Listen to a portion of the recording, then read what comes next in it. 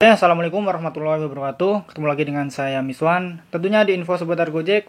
Nah, jadi video kali ini kita mau ngebahas kejadian di Surabaya ya, soal kericuhan migacuan yang diduga terjadi karena antara ojol dan migacuan. Jadi simak video ini.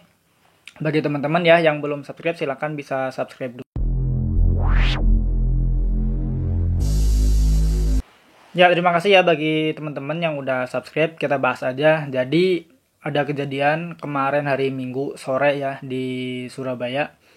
Kejadian antara ojol dan migacuan gitu ya. Ini sih yang saya dapat infonya dari grup-grup ojol ya. Jadi, sebenarnya gini ya.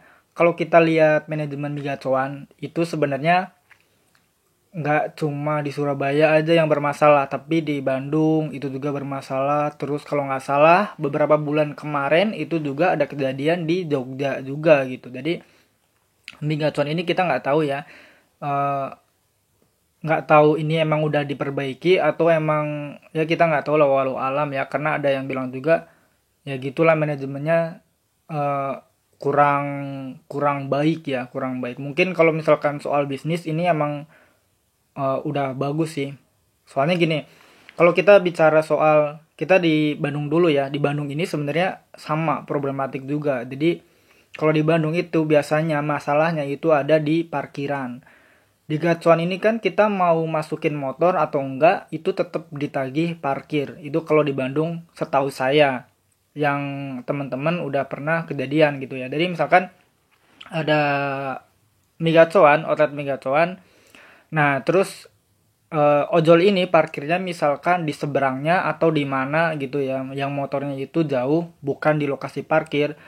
Ketika dia masuk, nanti tetap ditagih biaya parkir. Padahal dia nggak parkir di migacuan itu. Nah, ini yang masih belum terselesaikan masalahnya untuk di daerah Bandung. Nah, kita kembali ke Surabaya.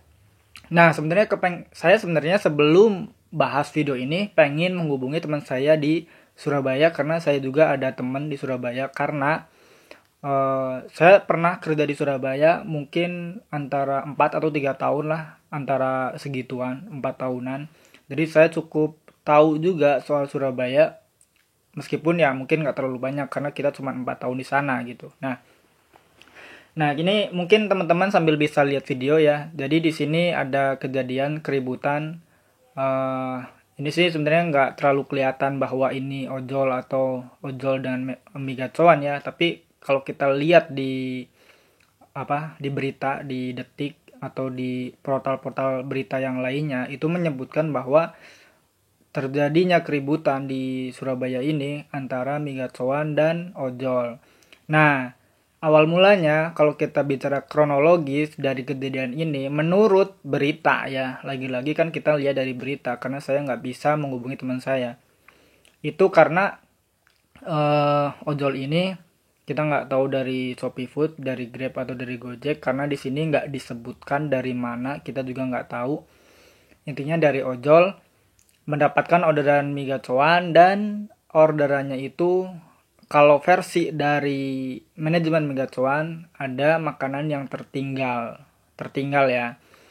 Tapi saya cari info lagi, kalau dari sudut ojol itu yang benar adalah ada makanan yang kurang. Jadi mungkin kita nggak tahu ketinggal atau kurang, ya sama aja kurang, cuman kan bedanya kalau tertinggal mungkin bisa jadi salah ojol, tapi kalau misalkan kurang ya mungkin bisa jadi salah dari manajemen.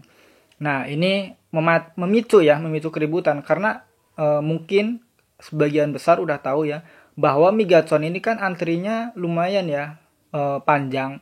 Meskipun misalkan saya pernah dapat migacuan jam 12 malam, ya, bukan siang. Konsumennya nggak terlalu banyak, tapi tetap 30 menit menunggunya ya. Jadi migacuan ini kan emang mungkin standarnya 30 menit atau 45 menit paling lama ya. Jadi kita udah nunggu lama sebagai ojol kan, kalau kita nunggu lama kita banyak perhitungan gitu, karena kita kan dihitungnya per antar gitu ya. Kita udah nunggu lama, belum kita mungkin kalau di Bandung kena parkir, kita nggak tahu ya di kota-kota lain kena parkir atau enggak, tapi kalau di Bandung kan pasti kena parkir meskipun cuma 1.000 gitu.